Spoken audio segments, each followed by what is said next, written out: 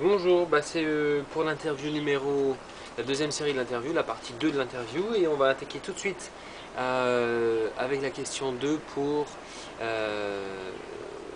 l'expédition sur les traces des évadés du goulag. J'ai un peu de mal, mais je vais y arriver. La question était la suivante: lors de notre dernière interview, on vous a quitté aux portes du Yunnan. Il me semble que vous êtes passé par des hauts et des bas, dans tous les sens du terme, lors de cette étape.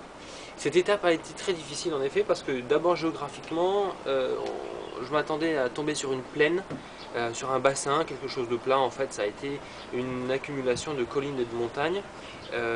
Sur le plan climatique, ça a été l'enfer également parce qu'on on a eu près d'un mois et demi de mauvais temps, c'est-à-dire du brouillard, une chape de brouillard avec une visibilité à 500 mètres, de la boue.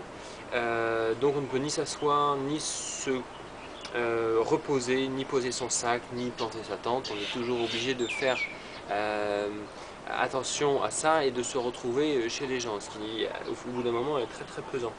Et puis automatiquement ça pèse sur le moral, donc il est vrai que le Sichuan qui était avant le Yunnan a été extrêmement pénible à cet égard. On est rentré dans le Yunnan et puis après ça c'était le grand ciel bleu, ça a été absolument fantastique et c'était le début de la fin vers le soleil et vers le climat le plus agréable. Euh, Comment avez-vous vécu votre arrivée au Laos? Ça c'était donc en effet la question suivante.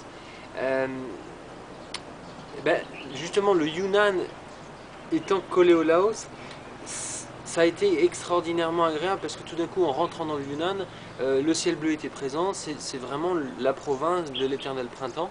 Il fait beau, la chaleur était là et c'était le début de la liberté. Et c'est vrai que l'entrée au Laos, le passage de la frontière, le moment où le douanier a posé ce tampon sur mon passeport a résonné comme un éclat de liberté, comme un élan de liberté. Et c'est vrai que j'ai marché pendant un petit peu comme si j'étais sur un nuage. C'était le pur bonheur.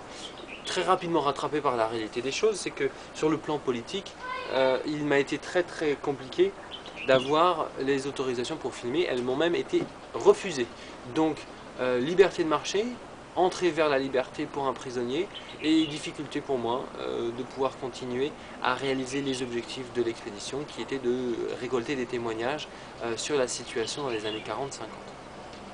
Toutefois, l'arrivée au Laos, c'est l'accomplissement de l'objectif principal qui est d'atteindre la liberté et d'atteindre un des pays où un des évadés s'est retrouvé. Et donc c'est vrai que arriver là, c'était déjà quand même